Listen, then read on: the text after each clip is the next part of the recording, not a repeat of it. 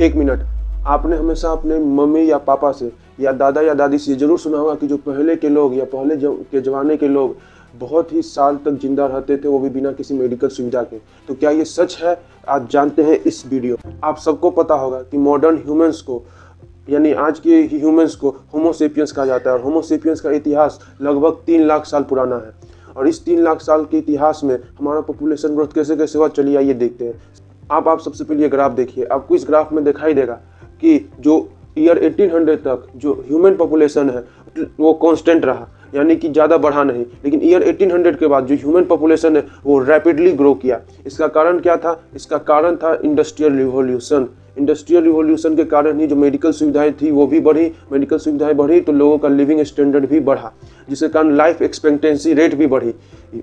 आप अगर एक डाटा देखेंगे तो डाटा के अनुसार ईयर 1800 में ह्यूमंस का पॉपुलेशन लगभग 100 करोड़ था, यानी कि लगभग 3 लाख साल हमें लग गए 100 करोड़ ह्यूमंस पॉपुलेशन को होने में। लेकिन 100 करोड़ से आज प्रेजेंटली 800 करोड़ होने में सिर्फ और सिर्फ 200 साल लगे। क्यों हुआ? इसका कारण था जो हमारी मेडिकल सुविधाएं बढ़ी, जो टेक्नोलॉजी थी वो बढ़ी, और साथ ही साथ जो लिविंग स्टैंडर्ड था वो भी बढ़ा। अगर आप देखेंगे तो इंडिया का भी लाइफ एक्सपेक्टेंसी रेट 1947 में जब हमें आज़ादी मिल रही थी जिस साल, उस साल सिर्फ और सिर्फ 30 से 32 साल तक थी। लेकिन आज लाइफ एक्सपेक्टेंसी रेट इंडिया की भी 70 साल पहुंच चुकी है।